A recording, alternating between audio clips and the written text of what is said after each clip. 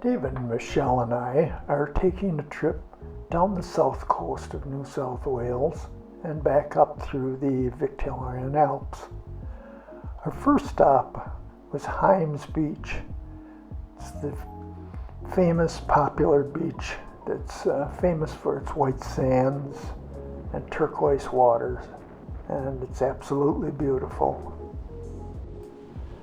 We didn't go swimming because the temperature dropped from 35 degrees down to 19 degrees the day we left. Off in the distance, across Jervis Bay, stands the Perpendicular Lighthouse, which is only open on the weekends because the Australian Defence Force uses it during the week for training purposes. And then we arrived at Mary's Beach. And what a beautiful place it is. David recommended it, and he also was able to book a couple of fantastic sites for himself and me right on the beach, just meters off the beach. Michelle opted to be closer to the conveniences of the park, so she was a little further into the park. Our first day there, we decided to celebrate with a bottle of moe and some prawns, and they tasted just so good having them out on the beach. I would get up every morning to watch the sun come up over the ocean, and there was some fantastic sunrises. On the second day, Michelle and I decided to take a walk to the next beach over. David said no thank you, which was a wise choice because we had to walk over this steep headlands in order to get to the other side.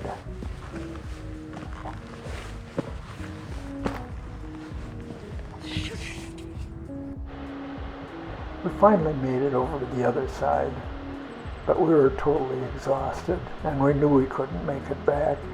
So Michelle made a rescue call to David to come and pick us up.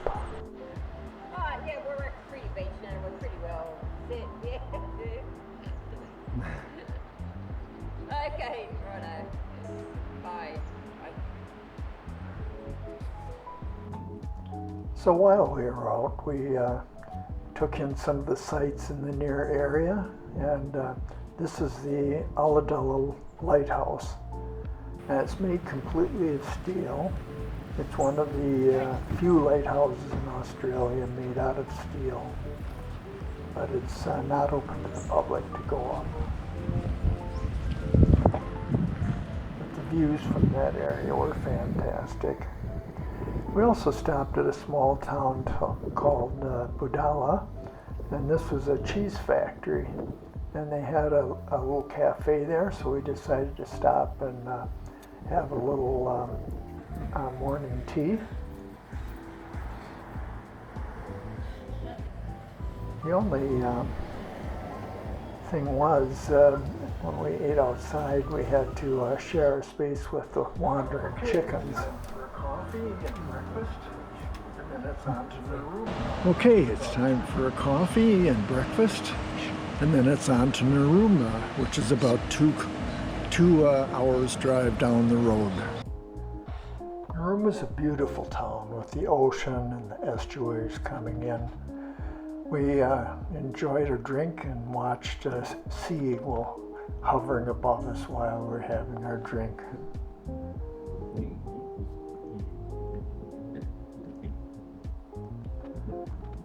But the coastline of Narooma is rugged and the seas are very rough while we were there.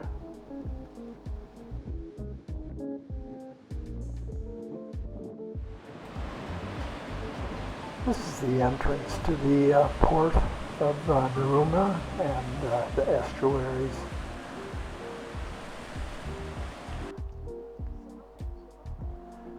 One of the big attractions in Narooma is the resident fur seals that rest on the rocks of the seawalls. And they're completely oblivious of the paparazzi of tourists taking photos of them. They just rest and ignore the people completely. They're beautiful.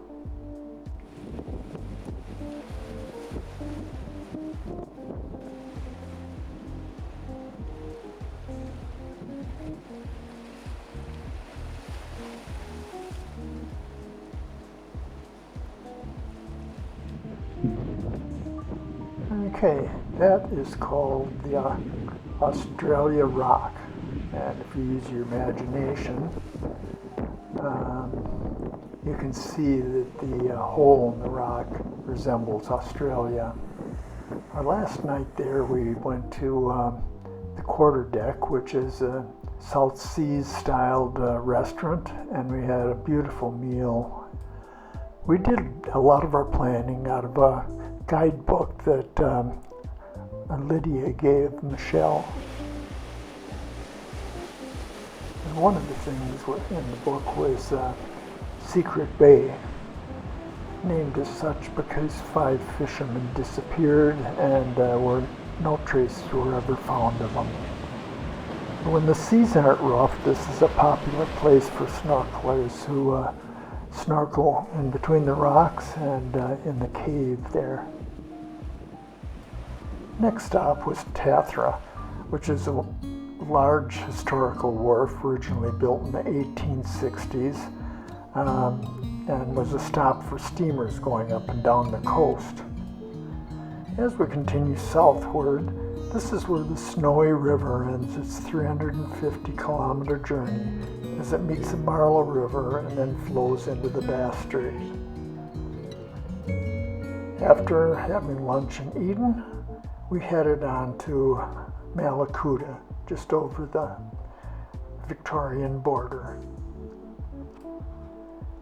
Mallacoota is an unspoiled place of inlets, forests, and beaches.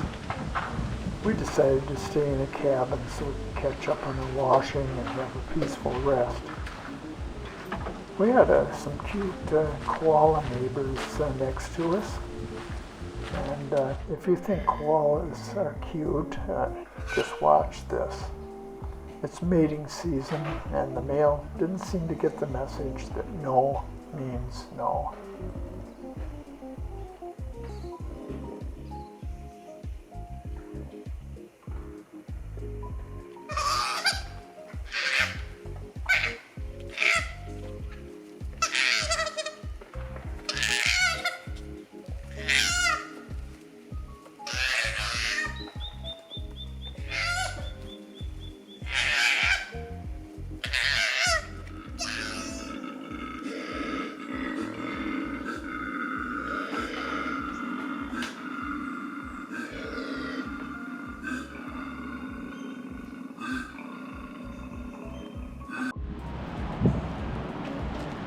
We visited several of the endless beaches Mallacoota has to offer.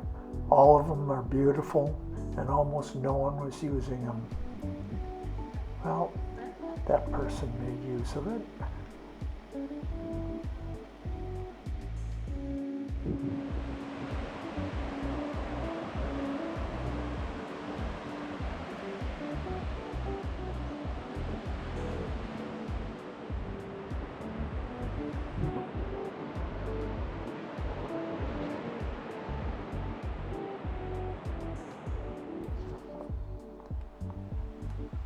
This is Bastion Point, the main patrolled swimming beach in the summertime.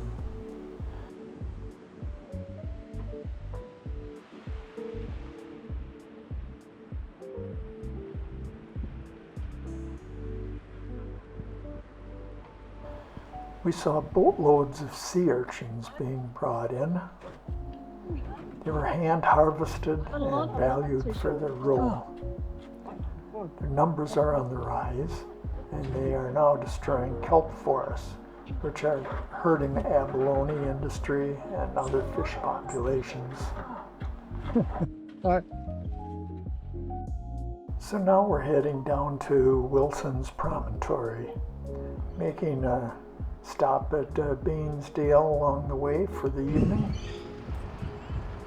That was my campsite there, which was on a different part of the park than David and Michelle. This is a combination beechcraft and tour boat, which took us out to a number of islands surrounding Wilson's Prom.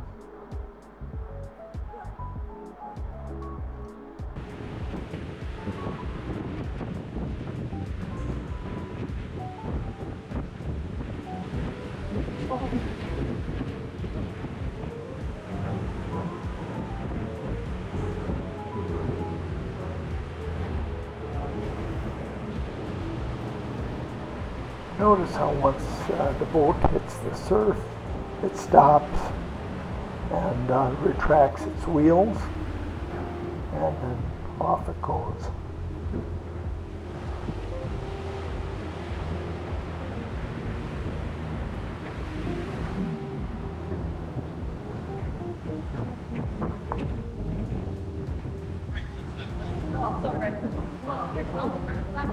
It does not start until May 1st, but there have been reports of whales at Cape Lintrap, at the lighthouse, and at the islands out here as well. So, not promising anything other than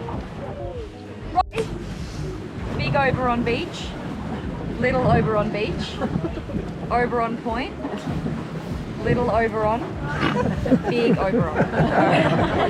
So when in doubt, Oberon. What we're looking at is the oldest national park in Victoria. So it was established in 1905.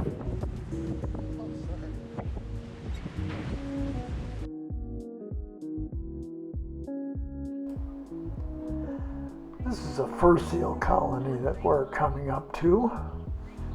It's one of the main islands that the fur seals breed on.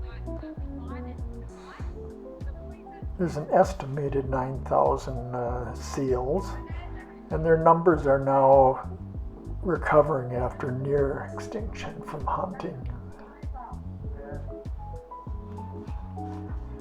They're now protected as Wilson's Prom is also a national marine park.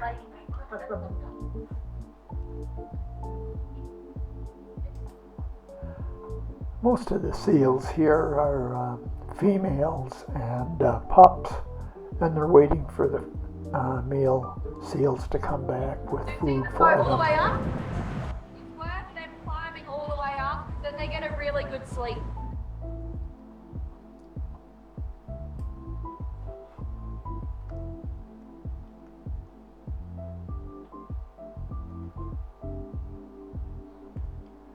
And this is a ocean bird breeding spot on the island here. Not sure exactly what they were, but I think they're Pacific gulls. Now we're approaching Skull Island, given its name for obvious reasons, and it's also home for a number of seabirds. Once it's done, it doesn't stop. The freak's getting corroded. And now you see we're coming back up onto the beach after what was a really awesome boat tour, although it was somewhat bumpy out there. The wildlife is very friendly in the park. They come right up to you. And we had both the rosellas and the wombats wandering right through our campgrounds.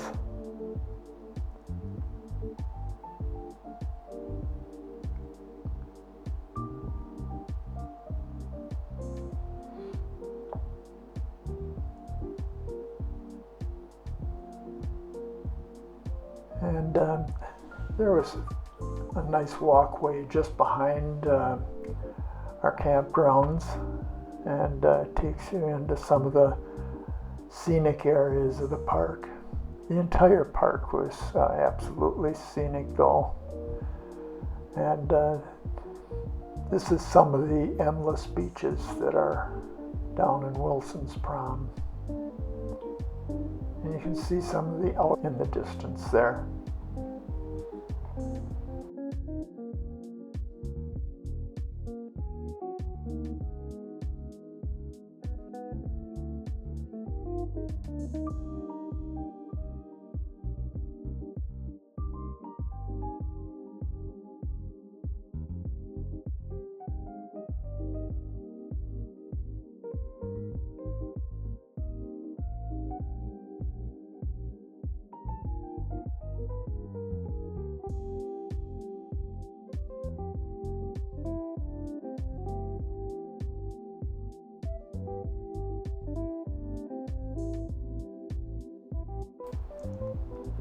And this is some of the scenery we saw as we were leaving the park for our next stop, which was going up the Alpine Way.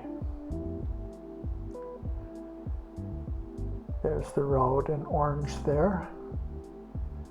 We made several stops along the way on it.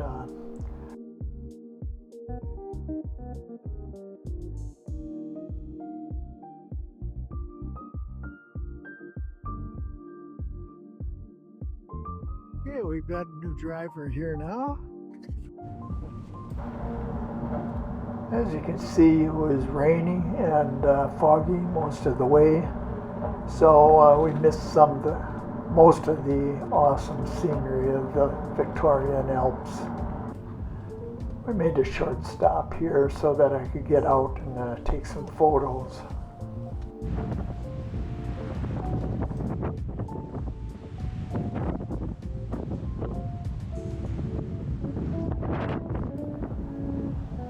As you can see, it was very, very windy up there.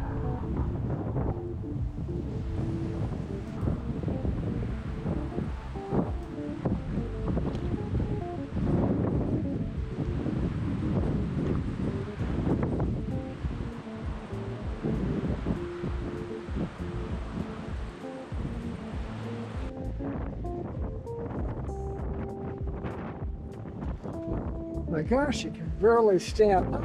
Huh? Yeah, you can hardly stand up. Oh, we must be near the top. You must be near the top.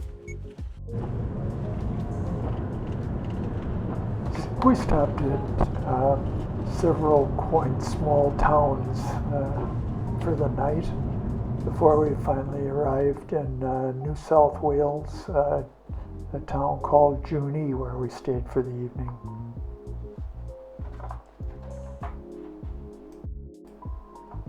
As the designated camp chef, David made some beautiful meals for us along the way.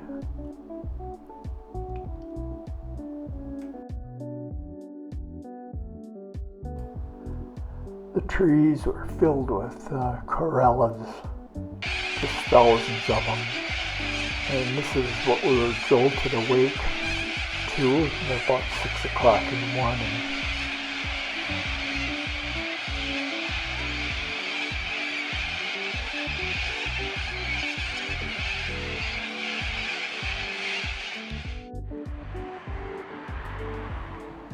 We made a visit to the licorice and chocolate factory, where they showed us how they made the chocolate and the licorice. They had a little cafe there, and of course they sold all sorts of chocolates and licorice.